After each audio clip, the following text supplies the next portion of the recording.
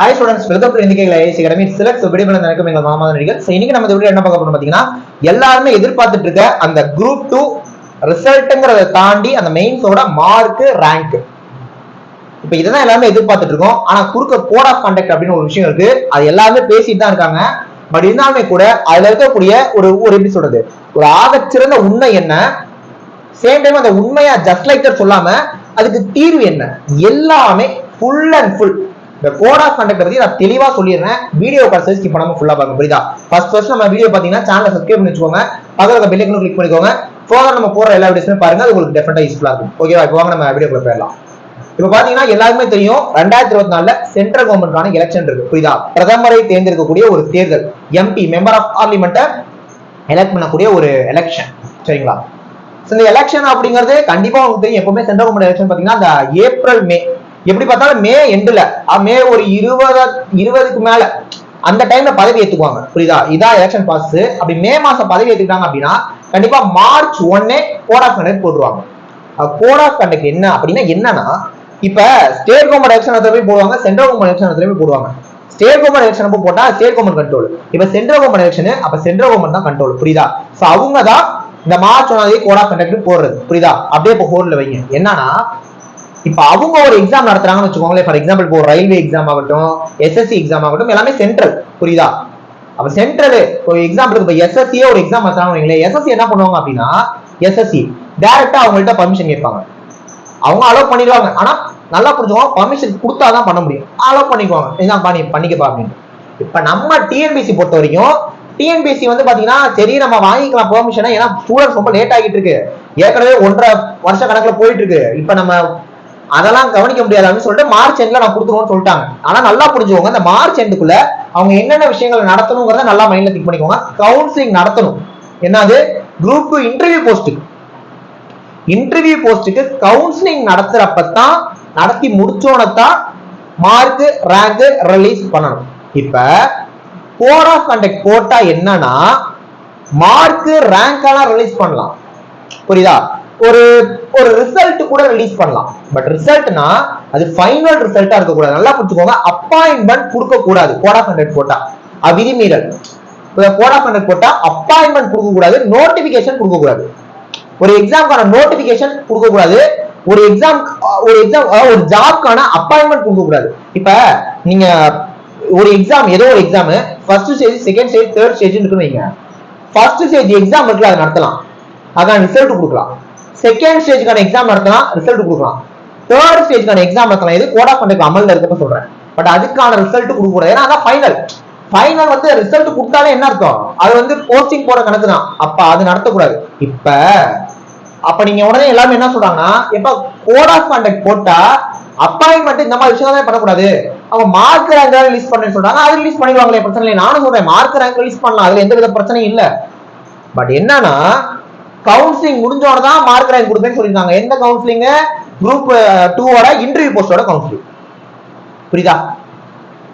கவுன்சிலிங்னா என்ன? ஆக்சுவலா சர்டிஃபிகேஷன்லாம் முடிச்சுதான் கவுன்சிலிங் போறீங்க. கவுன்சிலிங்ல போயிட்டு உனக்கு வேலை உறுதியா இல்லையான்னு சொல்லாம வெளியே வந்துருவீங்களா? ஒரு காலத்துலதான் கவுன்சிலிங் நடந்தது அப்படின்னா நமக்கு வந்து என்ன டிபார்ட்மெண்ட் கூட தெரியாது. நான் சொல்றது ஒரு 2010 காலகட்டங்களை சொல்றேன், அதுக்கு முன்னாடி சொல்றேன். கவுன்சிலிங் போய் அட்டெண்ட் பண்ணாங்கன்னா எந்த டிபார்ட்மெண்ட் கூட தெரியாது, வந்துருவாங்க. வந்த பிறகு போஸ்ட்ல தான் அனுப்புவாங்க, உனக்கு இந்த டிபார்ட்மெண்ட் அப்படின்றப்பெல்லாம் செலக்ட் பண்ண முடியாது, புரியுதா? பட் இப்ப கவுன்சிலிங்னா நமக்கு அப்பாயின்மெண்ட் கையில கொடுத்துறாங்க. அப்ப அந்த அப்பாயின்மெண்ட் கொடுத்தா அது போஸ்டிங் கொடுத்தது சமம், அப்பாயின்மெண்ட் கொடுத்தது சமம். அப்ப ஆஸ் பெர் ரூல் கொடுக்க கூடாது, கொடுக்க முடியாது, புரியுதா? அதை கொடுத்தாதான் மார்க் ரேங்க் ரிலீஸ் பண்ணணும். இது கோட் ஆஃப் கண்டக்ட்கான ஒரு ப்ரொசீஜர். அப்ப மார்க் ரேங்க்கு பிரச்சனை இல்லைன்னா, ஆனா அதுக்கு முன்னாடி நீங்க ஒரு ப்ராசஸ் சொல்றீங்களா, அதை பண்ண முடியாது, புரியுதா? இதான் கோட் ஆஃப் கண்டக்ட். சரி, வாய்ப்பே கிடையாதா சார் அப்படின்னா ஒரு வழி இருக்கு. டிஎன்பிசி நினைச்சா என்ன பண்ணலாம் அப்படின்னா, அதாவது ரொம்ப ரொம்ப ஒரு இக்கட்டான சூழ்நிலை. இப்ப ஆக்சுவலா கோட் ஆஃப் கண்டக்ட் வந்து அமல்ல இருக்கப்ப ஃபண்டே முதல்ல கொடுக்க கூடாது. இப்ப மக்களுக்கு வந்து நிவாரணம் கொடுக்குறது அதெல்லாம் பண்ணக்கூடாது. கோட் ஆஃப் கண்டக்ட் வந்து அமல்ல இருக்கப்ப அது விதிமுறை, புரியுதா? இப்ப திடீர்னு ஒரு வெள்ளம், ஒரு புயல், ஏதோ ஒரு மிகப்பெரிய ஒரு பிரச்சனை, அப்போ வந்து பணம் கொடுத்தானு, அந்த மாதிரி ஒரு ரொம்ப இக்கட்டான சூழ்நிலையில அதை எலெக்ஷன் கமிஷன் பர்மிஷன் கேட்கணும். அது வேலிடா இருந்தது அப்படின்னா அவங்க அப்ரூவ் கொடுத்துருவாங்க. இப்ப டிஎன்பிசி நினைச்சாங்க அப்படின்னா குரூப் 2 எப்பா எங்க பசங்க எல்லாம் 2 வருஷமா உட்காந்துருக்காங்க தமிழ்நாட்டுல அப்படின்னு சொல்லிட்டு டைரக்டா டிஎன்பிசி எலெக்ஷன் கமிஷன் அனுப்ப முடியாது. என்ன அப்படின்னா ப்ராசஸ்னு ஒண்ணு இருக்கு.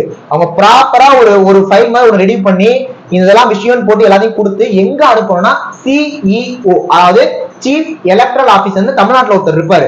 அவரு சென்ட்ரல் கவர்மெண்ட்டாக வேலை பார்க்கிறவர், அந்த எலெக்ஷன் கமிஷனுக்காக வேலை பார்க்கிறவர், புரியுதா? அவருக்கு அனுப்பணும் டிஎன்பிசி.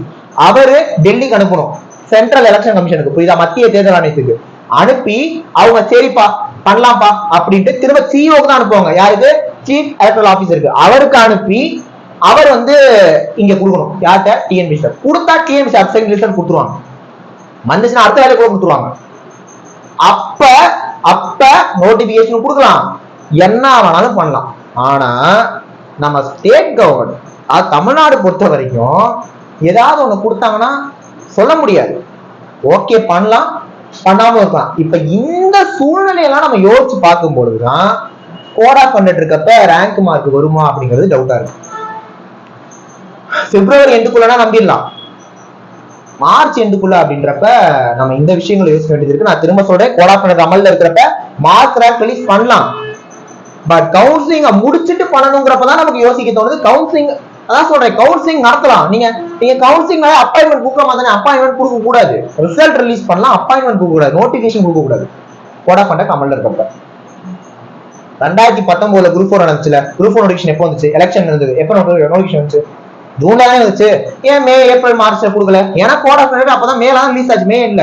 அதே மாதிரி அந்த கோட் ஆஃப் கண்டக்ட் எப்ப முடியும் அப்படின்னா பிரதமர் பதவி ஏற்றுக்கிட்ட முடிஞ்சிடும். அப்ப மே எண்ட்ல பதவி ஏற்றுக்கிட்டாங்கன்னா அப்புறம் தான் கோட் ஆஃப் கண்டக்ட் ரிலீஸ் ஆகும். புரியுதா? சோ இவ்வளவு விஷயங்கள் இதுல இருக்கு. சோ நம்ம இதெல்லாம் அனலைசிஸ் பண்ணி தான் சொல்றோம். இதை தாண்டி டிஎன்பிசி குரூப் 4 இப்ப லேட் ஆயிட்டு இருக்கு நோட்டிபிகேஷன் கூட, அதை ஒரு சைடு ஓரம் கட்டி வைங்க. என்னன்னா ஆனுவல் பண்ண டிஎன்பிசி கொடுத்தாங்க, நல்லா யோசிச்சு பாருங்க. ஜனவரி மாசம் என்னது நோட்டிபிகேஷன் சொல்றாங்க குரூப் 4க்கு. எக்ஸாம ஜூன்ல கொண்டு போய் வைக்கிறாங்க. டிஎன்பிசி இந்த மாதிரி ஒரு நோட்டிபிகேஷன் கொடுத்து 5 மாசம் டைம் எடுத்திருக்காங்களா? கிடையாது. 5 மாசம் டைம் கொடுக்க மாட்டாங்க, 3 மாசம் தான் கொடுப்பாங்க எப்பவுமே, புரியுதா? அப்படி 5 மாசம் டைம் கொடுக்க வேண்டிய அவசியம் என்ன இருக்கு? ஜூன் மாசம் எக்ஸாம்னா மார்ச்ல ஏப்ரல் நோட்டிபிகேஷன் கொடுக்க வேண்டியதானே, கொடுத்துக்க வேண்டியதானே? ஏன் கொடுக்கல? ஏன்னா அதான் அந்த கோட் ஆஃப் கண்டக்ட் இருக்கு. கோட் ஆஃப் கண்டக்ட் நோட்டிபிகேஷன் கொடுக்க கூடாது, புரியுதுங்களா? சோ இவ்வளவு விஷயங்கள் இருக்குங்கிறப்ப பட் அகைன் நான் சொல்யூஷன் சொல்லியிருக்கேன். டிஎன்பிசி நினைச்சாங்கன்னா ரொம்ப இக்கட்டான சூழ்நிலை தான். இங்க லட்சக்கணக்கான மாணவர்களோட வாழ்க்கை இருக்கு, தயவு செய்து பண்ணுங்க அப்படின்ட்டு ஒரு விஷயம் ரெடி பண்ணி சிஇஓக்கு அனுப்பி சிஇஓ அங்க அனுப்பி அவங்க அலோவ் பண்ணாங்கன்னா வந்துடும், எல்லாமே வந்துடும். பட் இவ்வளவு விஷயங்கள் இருக்குங்கிறப்ப நம்ம எதுக்குமே யோசிக்க முடியாது. அதனால நான் ஸ்டூடெண்ட்ஸ்க்கு ஒரு விஷயம் சொல்லிக்கிறேன். நிறைய பேரு மார்ச்ல வந்துடும் போல அப்படின்ட்டு இப்ப குரூப் 4 அதாவது குரூப் 2ல என்ன நடந்துச்சுன்னு தெரியல, நாட் ரீச்சோ ரீச்சோ 2 பேருமே ஒரே மாதிரி தான் இருக்காங்க, அப்படியே இருக்காங்க. அவங்க என்ன சொல்றாங்கன்னா எப்ப மார்ச் எண்ட்ல வந்துரும் சொல்றாங்க சார், நாங்க கொஞ்ச நாள் வெயிட் பண்ணிட்டு, ஏன்னா எங்களுக்கு மனசு சரியில்லை, நிம்மதி இல்ல, எனக்கு ரிசல்ட் இன்னும் கிடைக்கல, நான் மார்ச் வரைக்கும் என்னால உட்காந்தா படிக்க முடியாது. உட்காந்தா எப்படி படிக்க முடியாது சார்? அது அப்புறம் வருவோம். என்னால உட்காந்து படிக்க முடியல, என்னால கான்சென்ட்ரேட் பண்ண முடியல, வேலை இல்லாதப்ப இதெல்லாம் சொல்லுவீங்களா? அதான் நான் அப்புறம் வரேன், என்னால முடியல அப்படின்ட்டு மார்ச் எண்டு வரைக்கும் நாங்க வெயிட் பண்றோம் சார் அப்படின்றீங்க. கடவுள் புண்ணியத்துல நம்ம நினைச்ச மாதிரி வந்துட்டா ஓகே, இன்கேஸ் வரலாம் என்ன பண்ணுவீங்க?